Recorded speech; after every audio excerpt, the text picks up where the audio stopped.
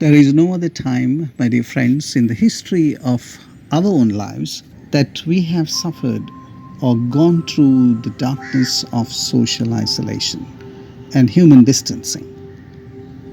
Now, for the last whole year, we have had some experience of keeping away from the normal activities of life. The usual interactions are not there. In some countries, it is worse, and some countries, it is not all that bad.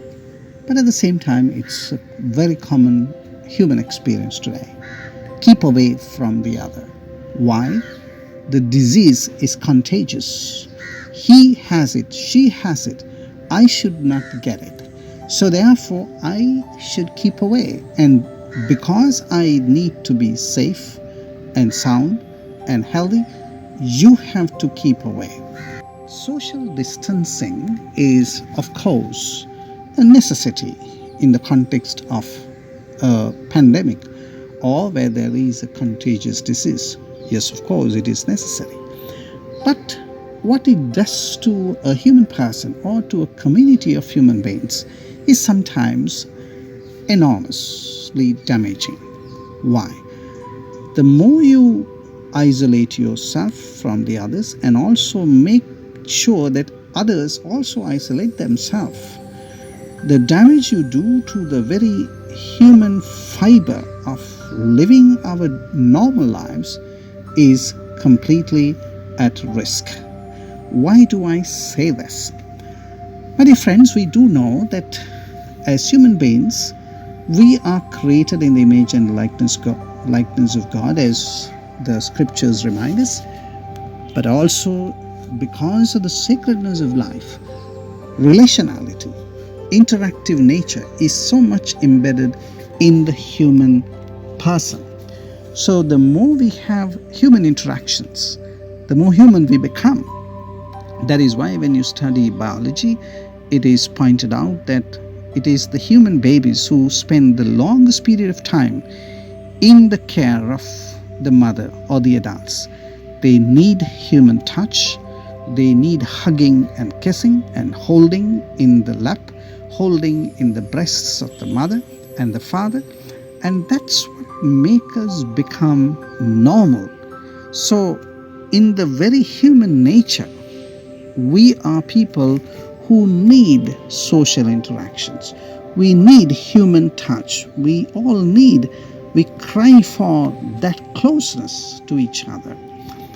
Of course, when you don't have that, it makes us become inhuman, and it can end up in all kinds of different psychological conditions. That is one.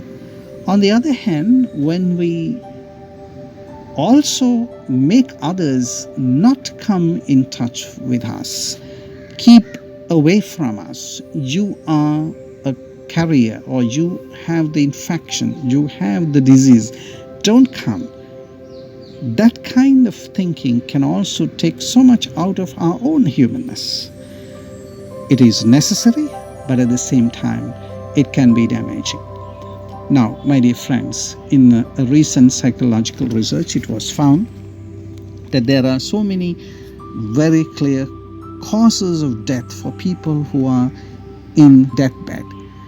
And they realize more than all the other causes of disease, there is a possibility of death in those who suffer loneliness psychologically, and their possibility or probability of death is more than 45% if you do suffer from social isolation, if you do have loneliness within yourself. Now, what does this remind us, my dear friends? That we are human beings. Of course, we are in the context of a pandemic. We all have to be careful, but at the same time, the lack of human interactions and the closeness of the others, the hugs, the conversations, the closeness of human interactions can make us become so naturally inhuman within ourselves, that we may not even realize that we have become inhuman. Now, today, in the liturgy of the word, we see that Jesus is approaching a man who was having leprosy, and the leper himself was reaching out to Jesus. So that means both of them were drawn to each other because of the faith that this man had for healing in and through Jesus. That is on one side. On the other, Jesus is more concerned about the man than his sensitivity to the social norms and the social distancing that was the norm at that time.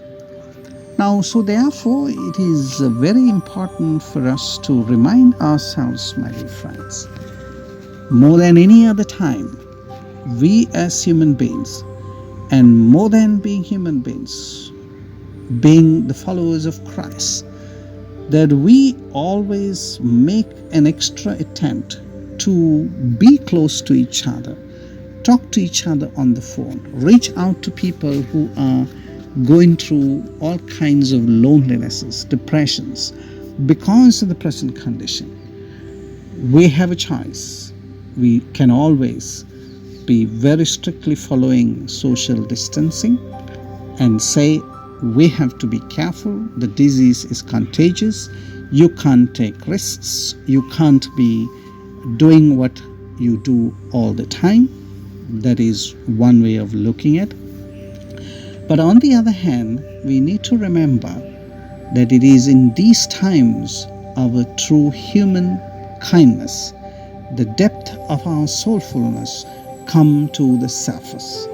What is the use of a family that has no concern for the other person who is going through a social isolation? Now, sometimes, my dear friends, we hear stories of husbands and wives sometimes fighting so much with each other because of their fear of this disease. There are sometimes people who are oversensitive, paranoid about contracting the disease. It's all about oneself. It's all about my health, and it is all about what happens to me, and also leaving the other to feel that you have no value, you have no meaning in my life as long as I am safe.